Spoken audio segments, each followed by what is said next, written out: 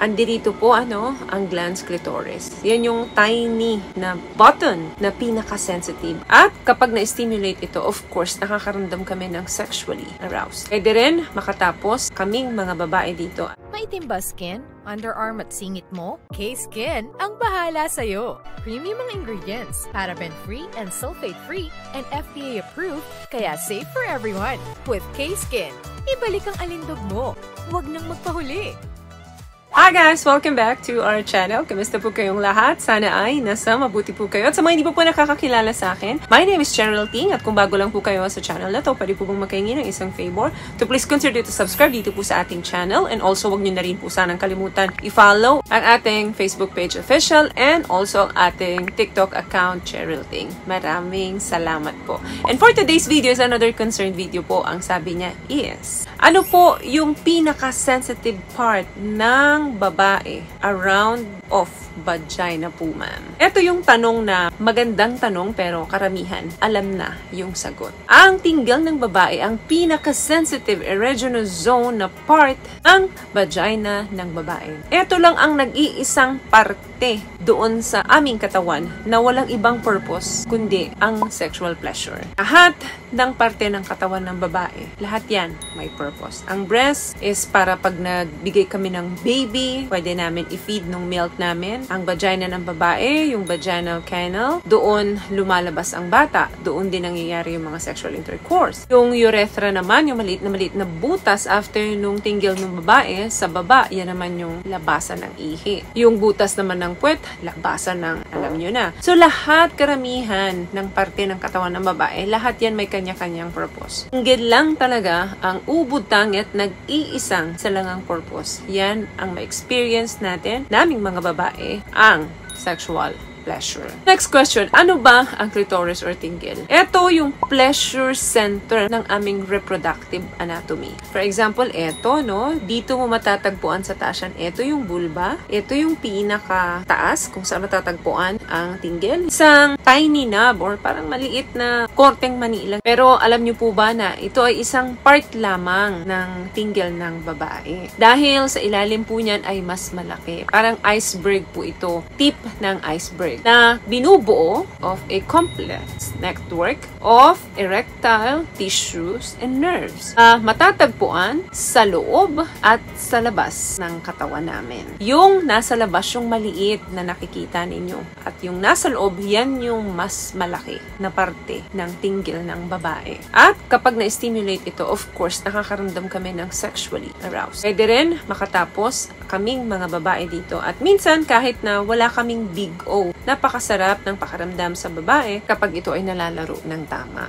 Next question, ano ba yung purpose nito? Ano ba yung function niya? Tulad po ng nasabi ko kanina na ang tinggil ay meron lang isang purpose yan sa katawan namin. Yun ay yung may kakayanan na maka-experience ng sexual pleasure. Ang kabuuan or yung kabuuang vulva ng babae is part talaga yan ng erogenous zone. Kaya nitong mag-produce ng intense na sexual pleasure and sexual response sa katawan ng babae. Pwedeng gamitin ito ng tongue, ng finger, ng toys, anything. Basta tama ang hagod mo sa kanya.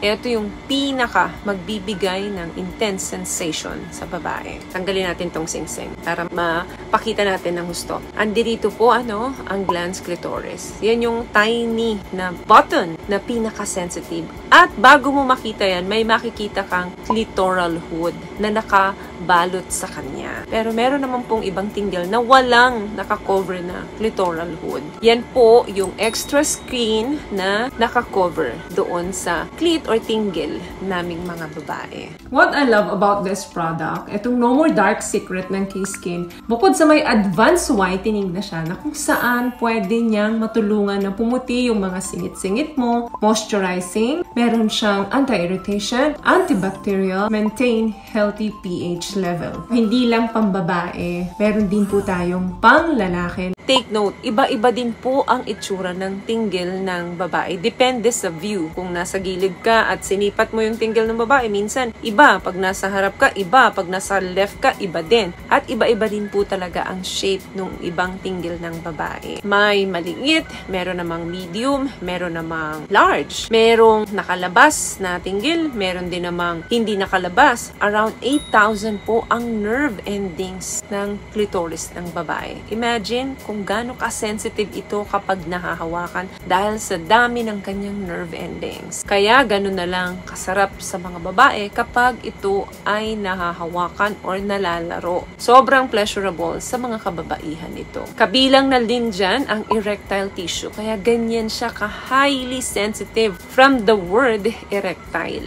Yan po yung parang ari ng lalaki sa amin. Meron kasing erection din na nangyayari sa tinggil ng babae kapag highly stimulated ito. Naninigas din yan tulad ng sa lalaki. Dahil nga very sensitive ang tinggil ng babae, iwasan yung masyadong pagrarab dito. Or else, magkakaroon ng hapdi kapag lalo na direct pressure yung ginagawa ninyo. Sobrang na-stimulate during pagtatalik kapag ginagamitan nyo ng mga toys, tapos mali yung paggamit ninyo, nadidiin ninyo masyado, nagagasgas din po yan. Kaya humahapdi. Iwasan po yung ganyan. Dahil pwedeng magkaroon ng discomfort, pain, or infection yung babae. Iwasan din malagyan yan ng mga creams, yung mga lotion, or yung mga bathing products na merong mga harsh ingredients. Pwede rin magkaroon ng allergic yan dahil doon sa ginamit na condom nung partner ninyo. Plus, gagamitan pa ng toy. So, kahit po masarap sa amin yan, pero kapag mali ang ginagawa doon sa aming tinggil, possible din po na hindi mag-enjoy ang babae. Girls, pag di na kayo komportable doon sa ginagawa sa inyo ng mga partner ninyo, sabihan nyo sila kasi baka hindi nila alam na may hapdi na pala or nasasaktan na kayo, pero umu-okay pa rin kayo. So, ipaalam nyo yan sa mga partner nyo.